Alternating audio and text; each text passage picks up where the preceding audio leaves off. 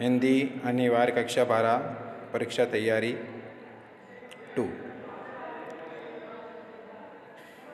हम परीक्षा तैयारी 2 का पेपर आपको दे रहे हैं। चैनल को सब्सक्राइब कर लीजिए ताकि इस प्रकार के आपको वीडियो मिलते रहेंगे। पहला प्रश्न है, आलेख में किसी भी विषय का वर्णन किस प्रकार किया जाता है? तो विषय के अनुसार किया जाता है, क्रमबद्ध का ध्यान रखा जाता है और विश्लेषण करते हुए वर्णन किया जाता है। आलेख में किसी भी विषय का वर्णन किस प्रकार किया जाता है? विषय के अनुसार, क्रमबद्धता के अनुसार और विश्लेषण करते हुए। अगला प्रश्न है, आनंदादय से संबंधित आनंदा की विशेषता बताइए। तो आनंदा चतुर थी, भविष्य को लेकर चिंतित थी, सामान्य किशोरों से भिन्न था और बुद्धिमान था। आनंदा की क्या विशेषता है?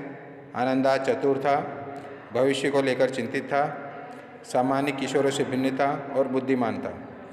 आनंदा बहुत चतुर व्यक्ति था, उसको उसके भविष्य की चिंता थी कि वह बड़े होकर क्या करेगा।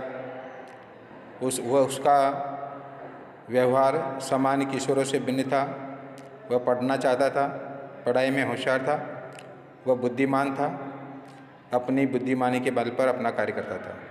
यशोधर बाबू किन किन बातों को वानप्रस्थ के लिए मानते थे? यशोधर बाबू धार्मिक बातों को वानप्रस्थ के लिए मानते थे। प्रिंट मीडिया की कमी बताइए। प्रिंट मीडिया का मतलब होता है अखबार वगैरह जो लिखा हुआ जाता है, लिखे हुए को जो पढ़ते हैं उसको प्रिंट मीडिया कहते हैं।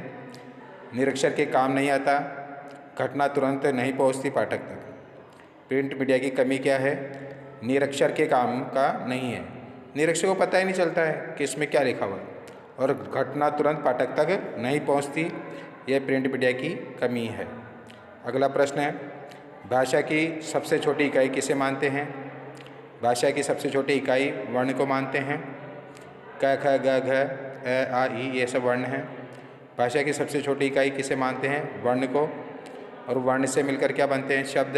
जैसे न और ल, न वर्ण है, ल वर्ण है, दोनों मिलकर शब्द बना, वर्ण से मिलकर शब्द बनते हैं। कस्तूरी कांटा तूले में कौन सा अलंकार है? अनुप्रास अलंकार। क वर्ण की आवृत्ति हो रही है, कस्तूरी में क, कांटा में क। मारिए आशा सांपने जिन डसिया संसार में कौन सा अलंकार है? रूपक अलंकार है, क्योंकि आशा को सांप के रूप में माना गया है।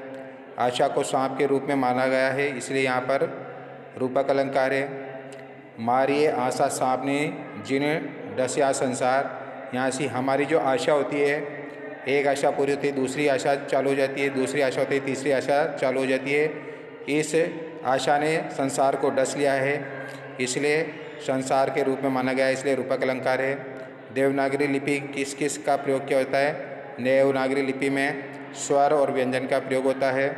स्वर क्या है? अ आ ई उ, ये स्वर है। व्यंजन क्या है? क ख ग घ है। तो देवनागरी लिपि में स्वर और व्यंजन का प्रयोग होता है। जहाँ व्यंग्यार्थ का बोध होता है उसे कहते हैं व्यंजना शब्द शक्ति कहते हैं।